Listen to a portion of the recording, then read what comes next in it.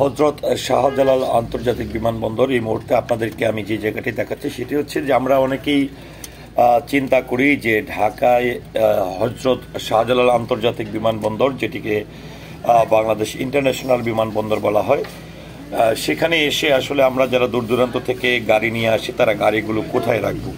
হ্যাঁ, একদমই আপনাদেরকে যেটি বলবো, ইন্টারন্যাশনাল ফ্লাইট যেখান থেকে হয়ে থাকে, অর্থাৎ 1 নম্বর 2 নম্বর 3 নম্বর 4 নম্বর 5 নম্বর টার্মিনাল হয়ে বরাবর এসে কিন্তু খুবই স্বল্প খরচে আপনি কিন্তু আপনার যে গাড়িটি নিয়ে আসবেন বা আপনি ওয়েটিং করার জন্য, অপেক্ষা করার জন্য কিন্তু সেই পার্কিংয়েও সময় পার করতে পারেন।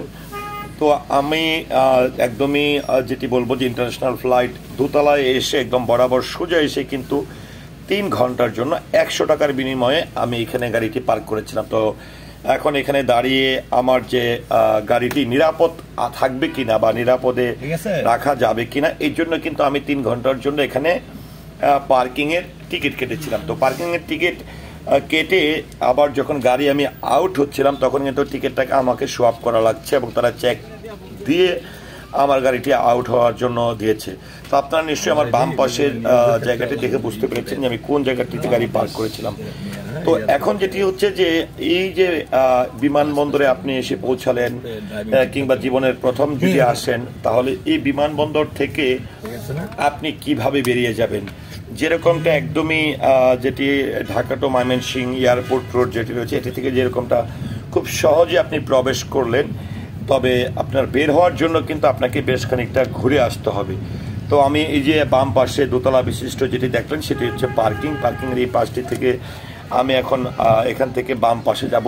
আর এখানে একটি গাড়ির সামনে দিয়ে যেটি প্রবেশ করেছে, এটি হচ্ছে যারা বাংলাদেশে ল্যান্ড করবে তাদেরকে এখান থেকে যাত্রী নেওয়ার জন্য। তো আমি বিমানবন্দর থেকে বের হয়ে হাতের একদম যেটি ঢালু থেকে নেমে হাতের বাম পাশে চলে গেলাম।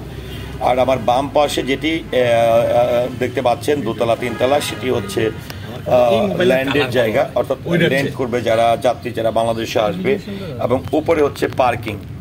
তো এখান থেকে আমি একদম সোজা চলে যাচ্ছি। সোজা চলে যাওয়ার পরে আপনাদেরকে এটিও দেখাবো একটু যে ভিআইপি কার পার্কিং যেটি রয়েছে, অর্থাৎ ভিআইপি এন্ট্রির জায়গাটাও কিন্তু রয়েছে বা আউটের জায়গাটি রয়েছে। এখান থেকে সোজা যে রাস্তাটি চলে গেছে সেটা হচ্ছে ভিআইপি ইন আউটের একটি জায়গা। তো এখান থেকে সোজা বরাবর চলে গেলাম একদম, আমি এয়ারপোর্ট থেকে বের হয়ে হাতে বামে এসে বরাবর চলে গেলাম। বরাবর বেশ খানিকটা আমাকে যেতে হবে, কারণ এখানে যে আপনি চাইলেই যে ইউটার্ন করবেন সেই ইউটার্ন করার সুযোগটি নেই, এখানে কিন্তু বন্ধ রাখা হয়েছে। তো আমরা যাচ্ছি, আপনারা দেখতে পাচ্ছেন এখানে বাম পাশে বেশ কিছু বড় বড় কার্গোগুলো রাখা রয়েছে, কারণ এখানে কার্গো ইন আউটের একটি জায়গাও কিন্তু রয়েছে। তো আমরা সামনে যাওয়ার পরে হাতের কতটুকু যাওয়ার পরে আপনারা যদি আমার এখানে ভিডিওটির টাইমিংটি আপনারা লক্ষ্য করেন, তাহলে কিন্তু আপনাদের ধারণা হয়ে যাবে যে বিমানবন্দরের মেন যে পার্কিংটি রয়েছে, মেন পার্কিং থেকে কতটুকু যাওয়ার পরে আপনি ইউটার্ন করছেন। তো দেখেন এখানে আমি এসে কিন্তু ইউটার্ন করছে। সামনে যে হাতের বাঁ পাশে দেখতে পাচ্ছি সেটা হচ্ছে কার্গোর যে জায়গাটি, সেটি। তো এখান থেকে এসে আমি ডানে ইউটার্ন করলাম। ডানে ইউটার্ন করে প্রায় যেই পাশটি থেকে আসলে আমি নেমেছিলাম কার পার্কিং থেকে বা আমার টার্মিনাল থেকে, আমি ঠিক সেই পাশের দিকে কিন্তু যাচ্ছি। তো আরেকটি বিষয় হচ্ছে যে আপনারা যখন প্রবেশ করবেন আপনাদেরকে 2-3 স্তরে দেখবেন আপনারা সিকিউরিটি থাকবে, এবং আউটের সময় কিন্তু সিকিউরিটি থাকবে। যদি তারা সন্দেহ করে, এখানে আনসার বাহিনী রয়েছে, এপিবিএম রয়েছে, পুলিশ রয়েছে, তারা যদি আপনাকে কোনো কিছুতে সন্দেহ করে তাহলে কিন্তু আপনার গাড়ি চেক হতে পারে।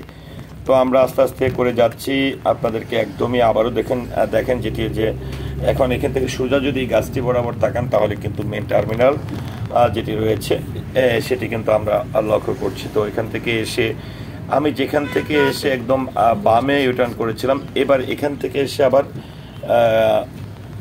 আবারও বামে ইউটার্ন করলাম। তো আবারও যখন আমি বামে ইউটার্ন করলাম করে সোজা বরাবর যাচ্ছি, আমি আপনাদেরকে একদমই দেখাবো যে আসলে মেন রোডটিতে আমার এই পৌঁছাতে কিন্তু সময় কতটুকু লেগেছে, কতটুকু সময়ের মধ্যে আমি আসলে পার্কিংয়ের এই জায়গাটি থেকে এই একদম মেন রুট যেটি ঢাকা মহাখালী উত্তরা বা এয়ারপোর্ট রুট ময়মনসিংহ রুটটি রয়েছে সেখানে পৌঁছাতে কতক্ষণ লাগে সেগুলো দেখাবো আপনাদেরকে।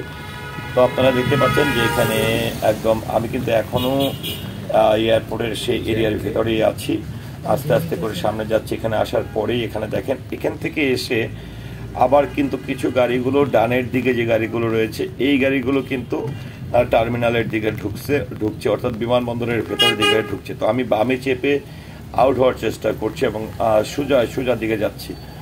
তো সোজা যাওয়ার পরে এখানে বামের গাড়িগুলো বেশ খানিকটা লম্বা লাইন রয়েছে, কারণ এই গাড়িগুলো ইন করছে যারা দূর দূরান্ত থেকে যাত্রীরা এসছে বা যারা এখান থেকে ফ্লাই করবে তারা কিন্তু এই গাড়িগুলোতে আছেন, বা অনেকে আছেন যে যাত্রী নেওয়ার জন্য এসেছে। তো আমি এখান থেকে সোজা বরাবর চলে যাচ্ছি এবং খুব সন্নিকটে চলে এসেছি যেখান থেকে আমি কি বের হওয়ার পথটি রয়েছে।